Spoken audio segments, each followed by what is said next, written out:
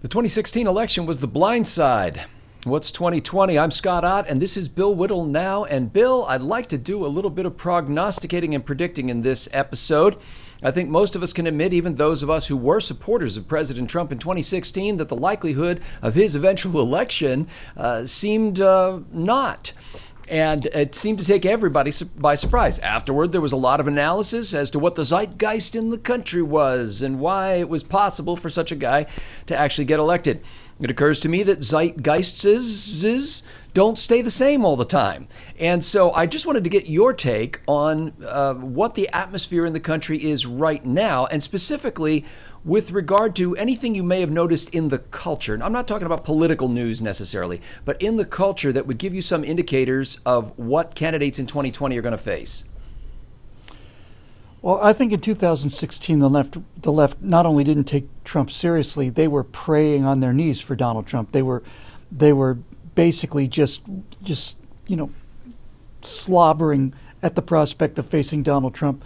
And so they didn't hit him until late in the campaign. They had the big late surprise about the audio, with him making those vulgar remarks and so on. I was not one of the people who thought he was going to win. I thought, having been deceived by polls, for several years, this time I just thought, no, that I just don't see really any way. As a matter of fact, you would think people like Hillary Clinton, who would have a pretty good thumb on the at least the official polling numbers, if nothing else, she was certainly ready to celebrate by mid-afternoon. So something happened on that first Tuesday in November in 2016, and what I like to say happened is people who were expecting a Hillary victory were polling likely voters, and this time unlikely voters came out in numbers, enough numbers to swing this over to Trump. So the question is, how are things different in 2020? I got to tell you, I think they look better. I really do.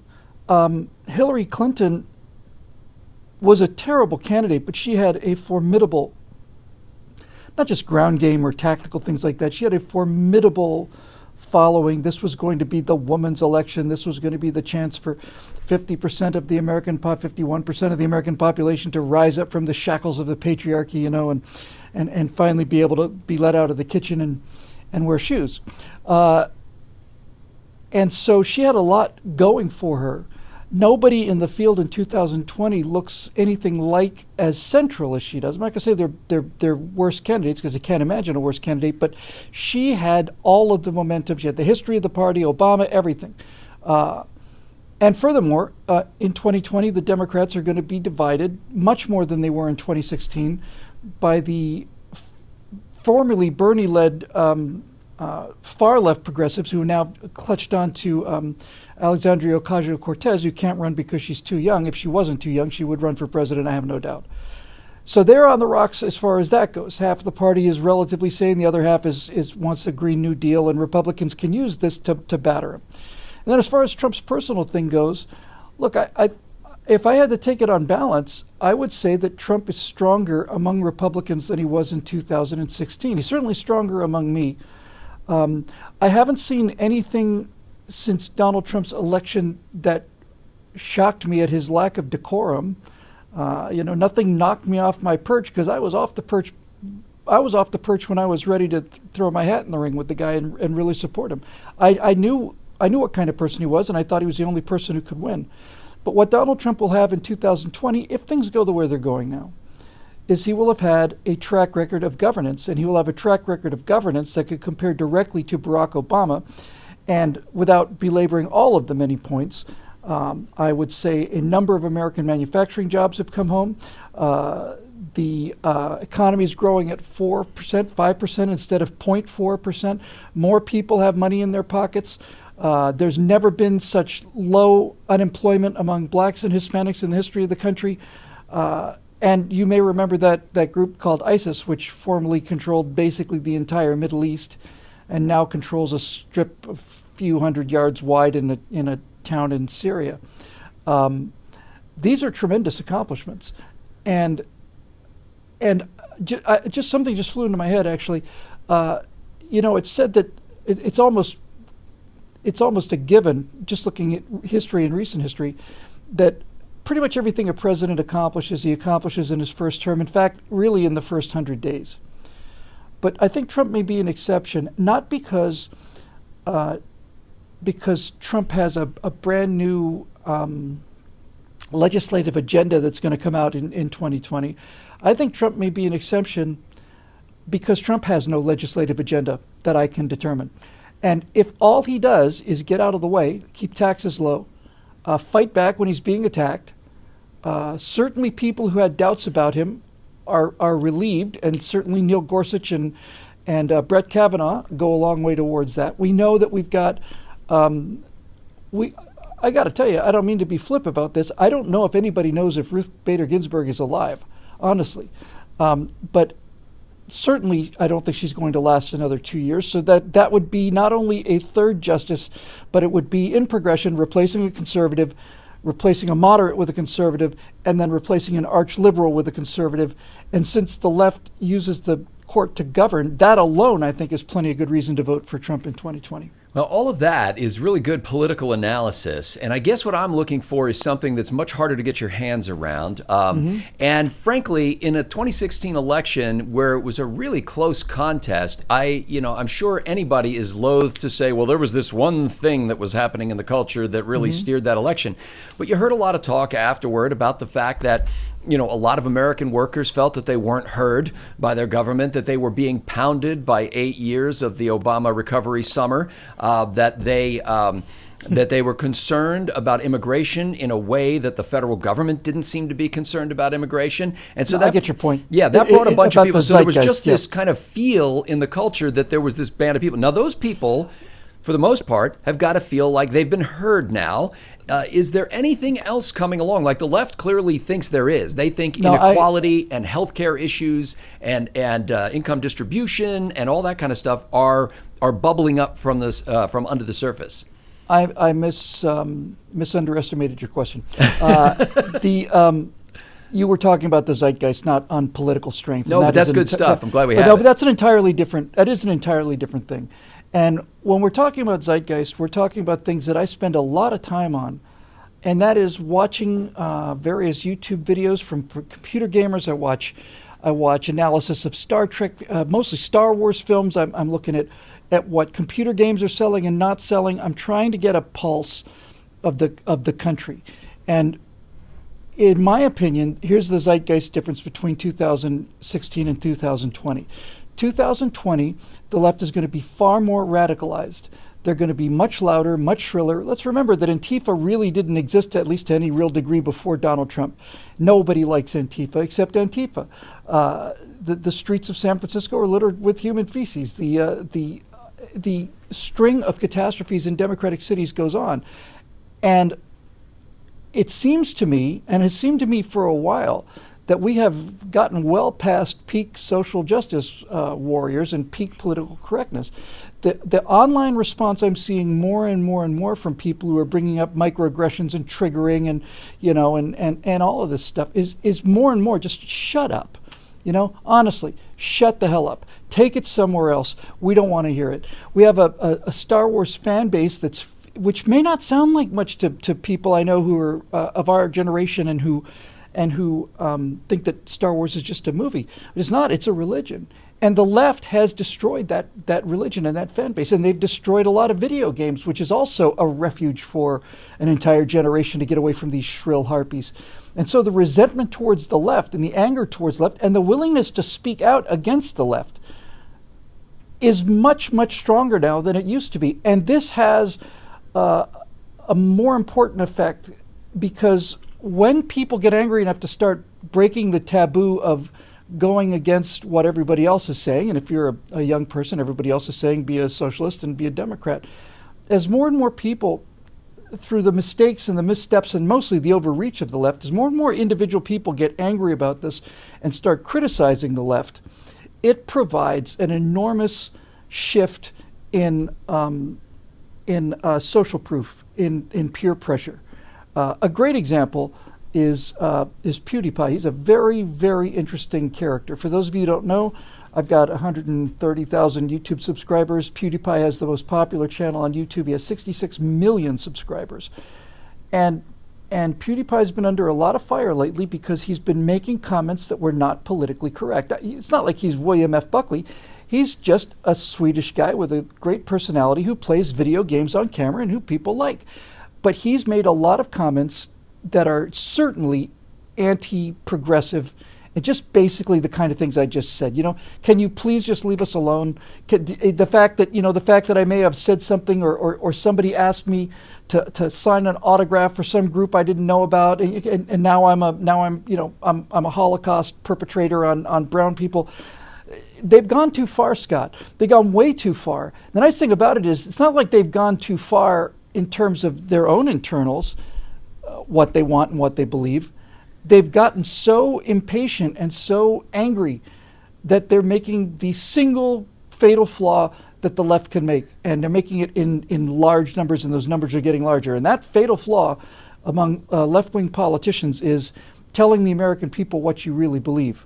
That is the end of the progressive movement if you tell the American people what it is you really want. Bill, it seems like it's a little ironic, don't you think, that the creators of the culture are somehow misreading the results of their own creations, and that you seem to be indicating they're about to do it again, even worse than they did the first time. How is that possible that the God in the machine who came down and created everything we enjoy here is somehow not understanding the impact of what he's done? Because show business is not a business. When I say show business, I'm talking about the pop culture. And even though the news media is something different, it's definitely tied into the same general phenomenon. So the first thing we need to understand is that all of the signals of the pop culture are telling people to vote Democrat, all with countable exceptions on one hand. Everybody's telling them what to say. Everybody's telling them how to vote. And to say that the left doesn't understand that they're damaging their own cause is because the left's ideology is so overwhelming to them, and they're so convinced that it's appropriate. And the whole echo chamber of Hollywood cocktail parties means that Kathleen Kennedy, who was the executive producer of Star Wars, or for Lucasfilm anyway, could appear on a stage filled with 5,000 Star Wars fans, the huge majority of which were white males, with a T-shirt that says "The Force is female." This is the left's ongoing Achilles heel. They think that sensible people are willing to believe what they're telling sensible people to believe, even though it contradicts reality, custom, tradition, all of that. So, Bill, you've been a leading advancer of the idea that the right should be much more engaged in shaping the culture, in being able to tell the stories, into sort of molding the narrative. It sounds to me like that could be a project in vain, because you're almost guaranteed to have it backfire on you, and people are like, I'm sick of you dominating the culture, because they're doing it to the left. Why wouldn't they do it to us? Well, first of all, the first day I hear anybody say that I'm sick of the right domineering the culture is the day that I can rest for eternity, knowing America's in good hands for at least 20, 30 years. But there was that backlash. But hang on. There was. Hang on. What you pointed out something that's really, really important. Really, really, really important. In fact, it is critically important. I do a lot of speaking events. I've been talking about doing some of this video game messaging as videos, using computer-generated characters. And I will ask a group of people. I've done this pitch in front of 7 or 8 groups now, so hundreds and hundreds of people. And I'll ask them, do you think that Hollywood leans left? Raise your hand. Everybody raises their hand. And of course, they're right. I said, how many of you think entertainment leans left? And they all raise their hands again. I said, no, you're wrong. I'm sorry, you're dead wrong. You're 100% wrong. Entertainment, storytelling is by nature conservative, and I'm going to trot out this old saw that I've worn into the ground, but the proof of this is nobody has ever gone to see a James Bond movie where James Bond confronts a supervillain with a strongly worded letter from the United Nations and drives off in a Prius at a reasonable speed. It doesn't happen. Entertainment is about individual men showing initiative with guns, driving fast, saving hot women, and facing overwhelming odds from faceless powers and winning. storytelling is about individuals, and we're the political philosophy of individuals. How many movies do you think that big gun control advocates like Matt Damon and Jamie Foxx have been in? I would like somebody just with some time on their hands to give me a total kill count for every one of these pro-gun control celebrities, because for Jamie Foxx, it's got to be 50, 60, 70 people he's killed on camera. And same for Matt Damon. And so they're stuck in a trap, Scott. They bring left-wing politics to storytelling, but storytelling is irredeemably conservative, and they can't get past it. And the classic example of this, and a very illuminating example of this, by the way, is All in the Family. So everybody, well, if you were old enough to remember All in the Family changed America. It restructured the society. It was written by and produced by Norman Lear, an arch-liberal who had a lot of things that he wanted to do to change people's minds. And so he created Archie Bunker, I think based maybe roughly on his father. Yes. He created Archie Bunker to be everything that he despised in American culture. White, racist, uneducated. He's just kind of the stupid white guy. And he was going to be the foil.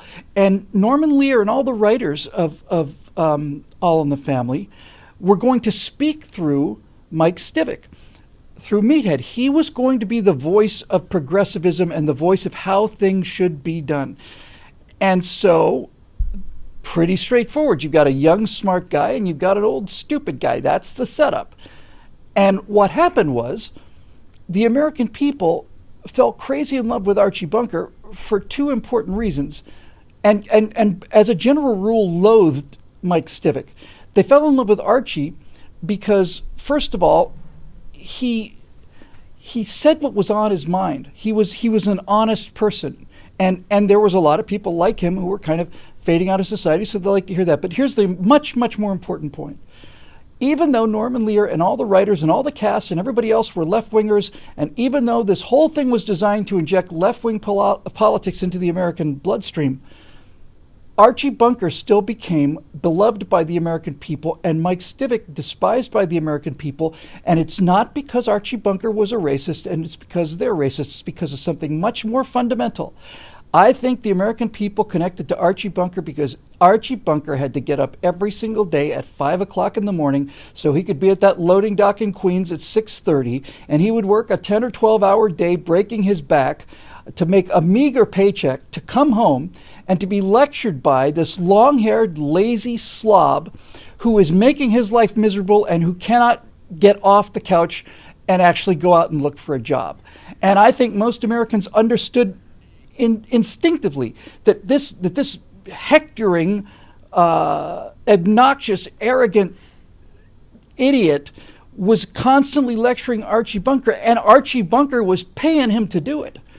He was paying all the bills. He was paying the rent. And I don't think that escaped people. I'm not sure a lot of people caught that consciously. I didn't catch it consciously. I think there's something Norman Lear didn't catch consciously, and that is, even though everything you describe is true about what he was trying to accomplish, fundamentally, and I read his Norman Lear's memoir, but fundamentally, Norman Lear loved his dad. And for all his flaws, he loved his dad. And Archie Bunker was his dad. And well, to that degree, Archie Bunker, there's a lovability certainly to Archie Bunker. If not, he would just be a one-dimensional villain. So some of that affection and love crept into the writing, and Carol O'Connor's performance was so nuanced that you could tell that Archie Bunker may have been a prejudiced man, but he wasn't a hateful man. And people saw that, combined with the fact that, oh, my reward for going out and working 9 hours a day at 5:30 in the morning in a New York winter is to come home and not even be allowed to sit on my damn chair without being told what a rotten fascist I am by this do-nothing slacker when he was off fighting fascists up in the big one. And this kind of dilemma occurs again and again and again. You see it in 30 Rock. You see it in Parks and Recreation. They write these conservative foils, laughing stocks, who say these outrageous things which are true.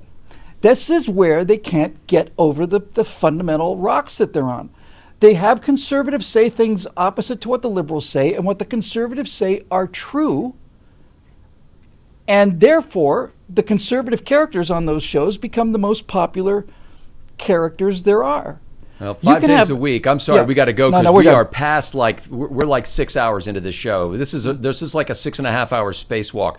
Awesome stuff. 5 days a week, we analyze the culture and politics here on Bill Whittle Now. And that is made possible by the members at BillWhittle.com who contribute actually on a monthly basis to make it possible. And right now, they're not only contributing their money each month, but they're actually contributing their own ideas in the blog on the new BillWhittle.com website. Great. And all kinds of other ways that they're interacting with each other. So we're grateful to them. And I'd like to pick up this topic again for another episode at some point, but I have to come up with a different way to approach it so I can surprise you with it. Well, I have to tell you, I'm thinking seriously of installing a snooze button on you, Scott. When the alarm goes off, I just want to hit it. It gives me another 2 minutes. But you're right. Sometimes people have to tell me to stop talking, especially about something that I really feel like I know about and care about. Well, this will be a 6-part miniseries that will air on ABC all week. In any case, we appreciate those who have made it possible. So for Bill Whittle, I'm Scott Ott. Thanks to the members at BillWhittle.com. Call it ruts.